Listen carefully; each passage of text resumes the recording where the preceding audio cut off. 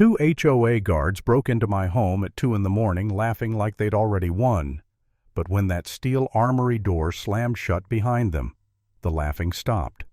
The begging started, and for the first time in their lives, they realized they had walked into the wrong damn house. People think that moment was the beginning of the story. Truth is, that was the ending. The ending of a war they didn't know I'd already won. I wasn't supposed to be awake that night. I wasn't supposed to be in my workshop 50 yards from the porch where the gravel bends through the pecan trees. I'd stayed up late tuning an old generator, slow work, patient work, and the only sound was the cicadas humming like an old engine struggling to stay alive. Then my phone buzzed. Just one buzz. Motion alert, East hallway. Not normal, not at that hour. I wiped my hands on a rag, tapped the camera feed, and there they were.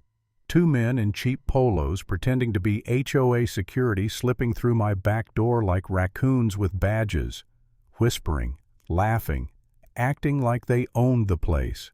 And when they stepped into my armory, the idiots actually chuckled. They opened drawers, touched cases, slapped each other on the back like they'd discovered buried treasure. I hit the lock button. Even from the workshop, I heard the metallic thunk roll through the yard, heavy final like a judge closing a courtroom door. Their laughter died so fast, the world went silent. I didn't run. I didn't rush. I took the gravel path back to the house at my own pace, boots crunching under moonlight, because nothing teaches a lesson quite like showing up calm to someone else's panic.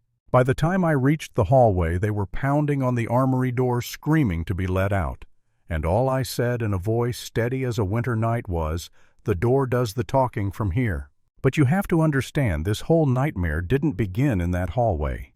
It started months earlier when peace still meant something on my land. Back before the HOA arrived, I thought I had it made. 12 acres of quiet Texas soil, cedar trees bending in the storms, dogs running the perimeter like little kings. I built my home slow, the way a man builds something meant to outlive him. Workshop first, armory next. Not because I was paranoid, but because old cops learn that you protect what you own. Especially in a world where people feel entitled to what isn't theirs. Life was simple. Morning coffee steaming in the cold. Evenings fixing a busted tractor or walking the fence. Nights so quiet you could hear your own heart beating. And for a while I believed that quiet would last. Then Cedar Ridge HOA sprouted across the road like a plastic infection.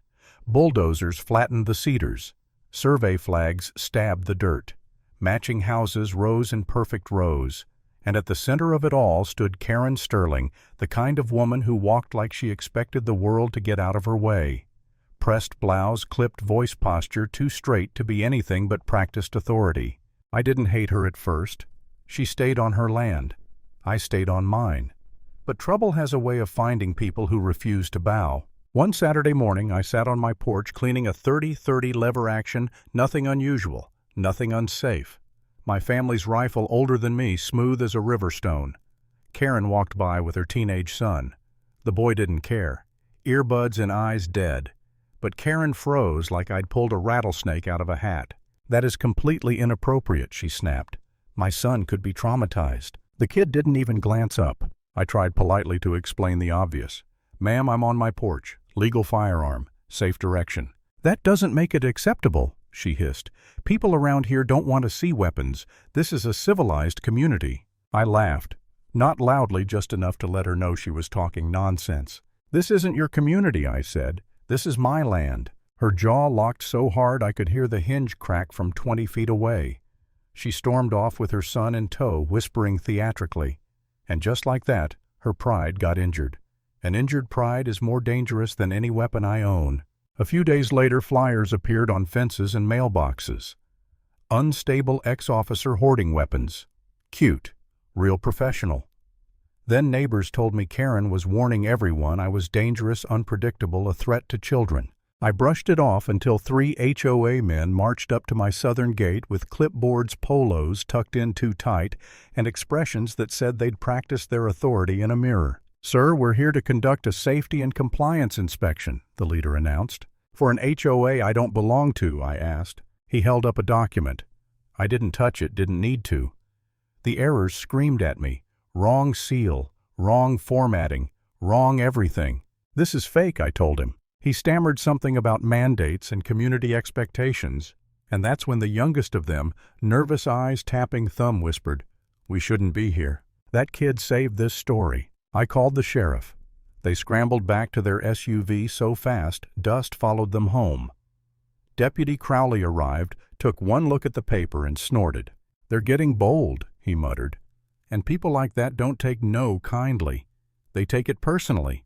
I didn't know then how right he was. The whisper campaign got louder. False complaints flooded the sheriff's office, and one evening Crowley parked his cruiser at my porch with a face carved from stone. "They're building a red flag case," he said. "Enough signatures and a judge has to look at it." Something inside me cracked. Not fear, doubt. Real doubt. I remember sitting there in the fading sunlight wondering if fighting back was even worth it. If I should just move or give in or let them win. I'd spent my life believing the law protected good people, but here I was watching lies gain more traction than truth. For a moment, a real painful moment, I wondered if I'd become exactly what Karen said I was, a stubborn, aging ex-cop clinging to land and guns like they were the last pieces of identity I had. But doubt is a passing cloud, and the storm behind it is always colder, clearer, sharper. 2 days later, HOA came again, 4 men this time. One older holding a leather folder like it held the Constitution. He announced a mandatory firearm inspection and held up another fake order. Before I could rip into them, Deputy Crowley arrived angrier than I'd ever seen him. He ordered them off my property, promised felony charges if they returned, and warned me in a voice heavy with truth. "They're desperate, Miller. Desperate people do stupid things." And he was right. That night, as the sun disappeared behind the cedars, someone stepped out of the shadows near my gate. It was the nervous guard, the kid. His name was Evan. He handed me a thick manila envelope without saying a word. Inside, invoices, emails, meeting logs, all showing that Karen had paid contractors, forged signatures, drafted a plan called Retrieval Night, and the timeline scheduled between 1 and 3 a.m. the next night. "Why bring this to me?" I asked. He swallowed hard. "Because she's framing me for all of it, and you're the only one who can stop her." That was the moment the doubt vanished, the moment my spine locked back into place, the moment everything made sense. Let her come. Let them all come. This time I'd be ready. I spent the next hours preparing the house. Cameras aligned, floodlights dimmed, workshop lit just enough to sell the illusion that I'd gone to bed. The armory door, 6 inches of reinforced steel left unlocked on purpose. The trap was simple. Let greed guide them inside, then let reality teach them the lesson. Just before midnight, the land went still. Not quiet waiting. Like the ground itself knew what was coming.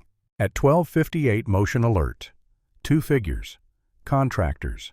Not professionals, just men paid enough to ignore their own common sense. They crept around the house, pried open a window, and slipped inside. At 1:14, they reached the armory. I spoke softly into the radio. "Break-in confirmed." Crowley answered immediately. "Units en route. Don't engage unless necessary." They opened the armory door, stepped inside, whispered about grabbing the big cases.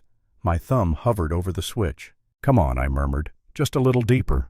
They bent toward the racks. I pressed the button. The steel door slammed behind them with a thunderous metallic roar. The tall one screamed. The short one dropped his flashlight. They clawed at the wheel, punched the walls, shouted for help. I turned on the speaker. "Breaking into my home was brave," I said. "Breaking into my armory, suicidal. Sit tight, boys. Sheriff's 8 minutes out." They begged. They cried. They cursed Karen's name like it was poison, and every second of it was recorded. When the cruisers finally rolled up the driveway, their lights cut through the trees like a storm arriving late but angry.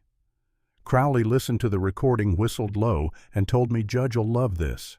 We cracked the door open just enough to let the truth spill out. Hayes cuffed one, Crowley cuffed the other. And just like that, their fate was sealed. But Karen wasn't done. The next week at the courthouse, she walked in like she still believed the world belonged to her. Her lawyer threw charts, diagrams, edited videos, everything except the truth. Then the prosecutor played the real footage, the break-in, the forged papers, the panic inside the vault, the moment they screamed, "Call Karen." Evan testified. He confessed everything she'd forged, everything she'd ordered, every dollar she misused. Karen broke, right there at the plaintiff's table, shouting, denying, trembling. The judge didn't flinch. Petition denied. With prejudice. This matter is referred for criminal review. The room shifted. Karen's lawyer sank back like he'd been punched, and Karen, once so tall, folded into herself. The next morning, sheriff's cruisers rolled into Cedar Ridge. Neighbors filmed through their blinds. Karen stood on her porch screaming about politics and conspiracies, but Crowley read the charges anyway. Conspiracy, forgery, misuse of funds, attempted unlawful seizure, and cuffed her gently, professionally, without an ounce of sympathy. She yelled, "This isn't over, Miller." But the cruiser door closed on the last of her power. And just like that, the HOA that had tried to destroy me collapsed under the weight of its own lies. Cedar Ridge voted to dissolve the entire organization. Evan resigned. Residents apologized, and the land across the road finally exhaled for the first time in months. And me, I rebuilt my fence, welded a new sign, and hung it high. Private land. Trespass at your own risk. HOA is not the law. Because in the end, the only thing that protected me wasn't the guns or the land or the badge I used to carry. It was the truth.